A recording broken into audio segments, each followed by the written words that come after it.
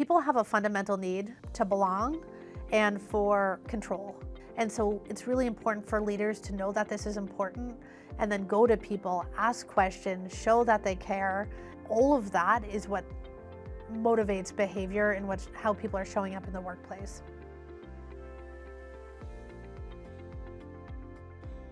If we get back to this idea that they want to feel like they belong and they want to have some sense of control. So how can you meet those needs as a leader? It doesn't mean you have to tell them everything at all moments, but you want to share as much as you can, when you can, and be transparent, have transparent communication to build trust. There's a big responsibility for leaders. They're tasked with making decisions with imperfect information. So they're kind of getting pulled forward and backward at the same time. But it's like okay to say that. That's professional vulnerability to say, if I could, I would tell you everything's going to be okay here, but I can't. I don't even know that myself. And it's hard to actually make decisions and have to drive the business when I don't actually have all the information. But when I do have all the information, you're going to be the first to know.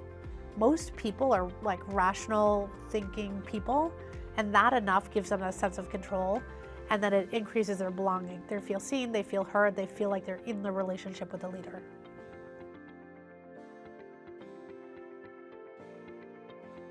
Motivational interviewing is really important during times of change. So if you think about it, like the first step is to build a relationship, right? It's like rapport building. Then it's asking open-ended questions. Leaders, and I see this all over the place, feel like they have to have the answer. So there's a lot of advice giving or telling. People on the teams, more junior people, will nod their head and they won't sort of challenge often, but they're not actually feeling seen or heard or connected, and they're not really engaging in a deeper way. So just using some of these skills during times of change, inviting people to the table to talk about their experience, and that allows them to feel more seen and heard and want to stay in organizations. Group cohesion is really, really important during times of change and uncertainty.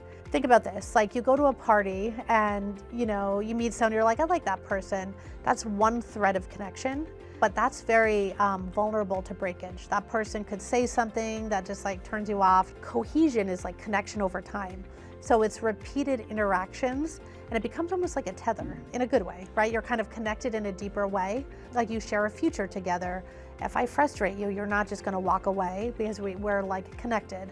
And so in times of uncertainty, doubling down on understanding group dynamics, knowing where you are, and then really investing in building it is pretty much mission critical. Think about like quiet quitting, great resignation, all of those things that were happening. Leaders, because we were backed into a virtual environment, they hadn't been trained or thought about how to keep people engaged and connected. And so people were feeling disengaged and assuming it was a job, but they would go to another job and feel the same thing. So leaders who are good at this are helping their people feel connected and then stay in the organization.